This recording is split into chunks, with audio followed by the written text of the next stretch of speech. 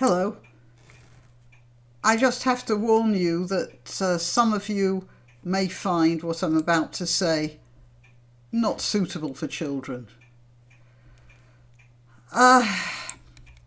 Once upon, and this isn't the part.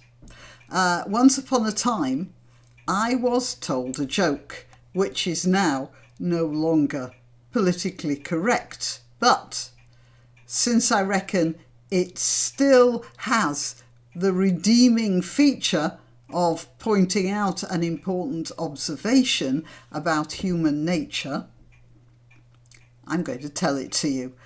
It's not long. It's just an illustration of the expression mixed feelings. And the illustration goes like this. Mixed feelings is what you have when you see your mother-in-law going over a cliff in your new car. So, anyway, that's how I feel about the death of al-Baghdadi. He was responsible for a lot of death and horrible torture and the destruction of some of the most precious and important artifacts in world history. There's absolutely no doubt that the world is better for his absence. And for that reason, we can rejoice. On the other hand, he was, despite what we think of him, a human being. Well, these are the feelings that are going through my mind when I read about what happened to him. And I keep telling myself that rejoicing at the death of any human being is a very guilty pleasure indeed. And then I think of a story I read. It was related by a Yazidi woman. She was in her early 20s and she'd been bought by a Saudi who was an ISIS fighter. There was another slave in his household, and that was an 11-year-old girl whom this Saudi raped almost every night. Of course, at the age of 11, her internal organs couldn't take that sort of treatment. The Saudi would complain to the Yazidi woman that the little girl stank of rotting flesh. And so she probably did. Her insides had probably been ruptured and she was dying of infection, but that didn't stop him. He would kneel down on the floor and pray and say that Allah was the greatest, and then he would rape that little girl. When the Yazidi woman told him that he should stop doing that because he was causing her injury, he said he couldn't help it, because it made him feel closer to God. I've heard that explanation before from, well, you could call them men. They look like men. Sorry about the cut there. I'm afraid I had to stop for a minute. And I've heard that explanation from other Muslim rapists in those situations. I know that sounds like very strong language, but that's what they've said. That they've taken these slaves and they've raped them, and that made them feel closer to God. And the reason for that Saudi feeling that way, and as well as the others, was because their religion said they could. In fact, that they should. And this is because this is what's written down in their holy books, which he'd learnt. And he was also being told to act on these instructions, because you can be told not to act on them as well. You know, you can be told that that was for then. It's no longer applicable today. But al-Baghdadi continued to tell his armies that they should do this. This made them more holy. And indeed, I saw a video which was, I think, a Kuwaiti, I'm not sure whether it was a Kuwaiti woman, who had some sort of medical qualification. And maybe I'll try looking it up. If there's a link down below, it's because I found it, in which she said that men in Saudi should buy slaves from the Caucasus because this will stop them sinning. أنا جتني رسالة شوي غريبة. واحد تاجر قال لي إنه يبي على حسب كلام عبده وجارية، وإنه ما راح يقصر وهذا، وإنه بالإسلام محلل هذا الشيء. صحيح كلام، هو الرجال ما كذب. فموضوعه ذكرني موضوع قديم، يعني الموضوع هذا قبل سنتين يمكن. كنت أعمل مع شخص، هذا الشخص يعني ما شاء الله لساته شباب، فشنو كان كثير يعني يعرف نساء، فكنت يعني مشفقة لوضعه وكذلك مخلصة لعملي. فسبحان الله يعني ظروف إني أزور مكة، فلما إن يعني المهم فدقيت على المفتين في مكة، فقلت لهم وجهت سؤال عن يختص فيه، قلت إنه عنده حلال وعنده خير ويعني يحب النساء. فقلت شنو قانون الجواري؟ فقالوا قانون الجواري يعني قال المفتي قانون الجواري إن لازم تكون دولة مسلمة غازية، دولة مسيحية أو دولة غير ليست على دين الإسلامي، وأسرى، يعني لازم يكون أسرى حرب. يعني قلت هل هو حرام؟ قال لا، بالدين مو حرام، الجواري ليس بالدين حرام، بالعكس الجارية قانونها غير عن قانون الحرة.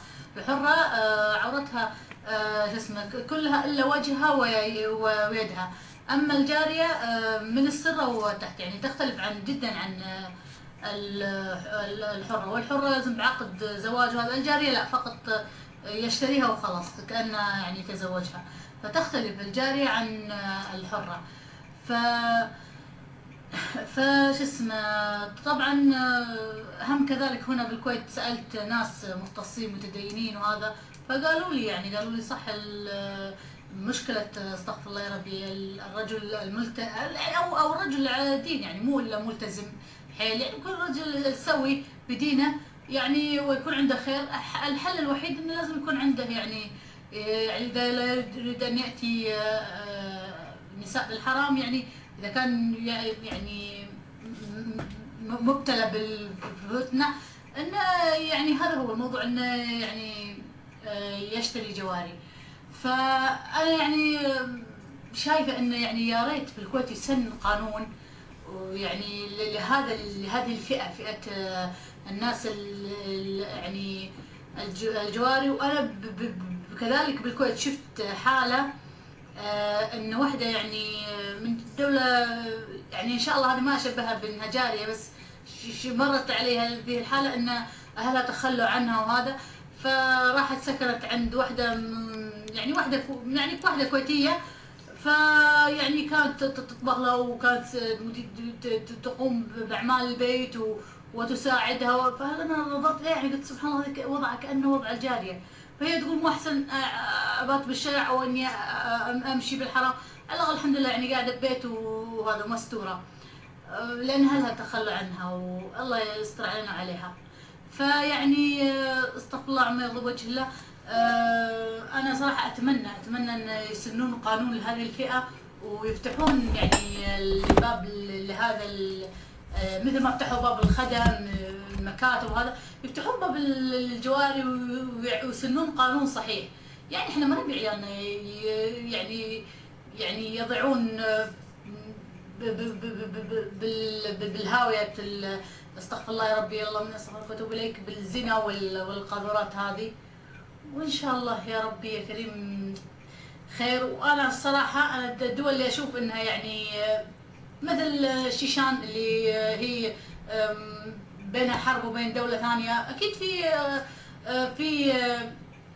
في اسرى، فروحوا اشتروا هذول الاسرى، يعني مو افضل يذبحهم الجوع هناك؟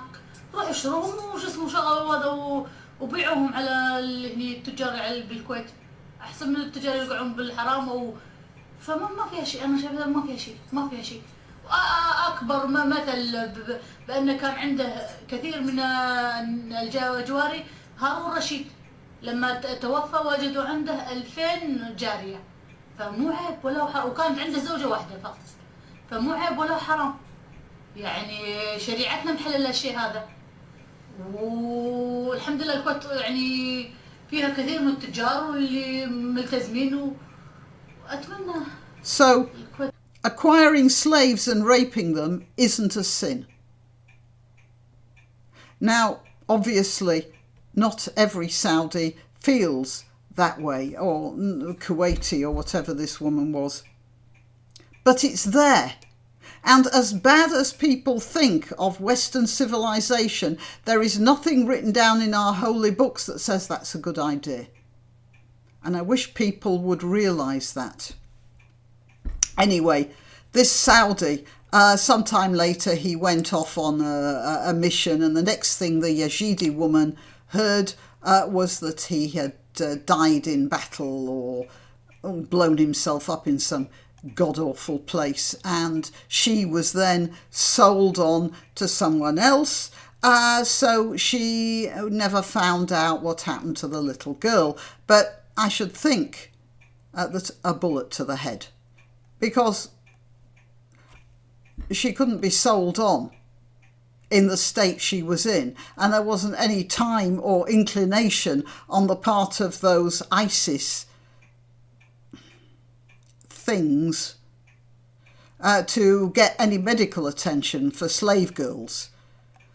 When I think of al-Baghdadi whimpering at the end of that tunnel, about to blow himself up, I'm afraid I think of that little girl whimpering under the attacks of her Saudi owner. I feel sorry for the children he dragged with him, but I feel even sorrier for the little girl who that Saudi was screwing in the name of God. And by the way, not the only one, obviously.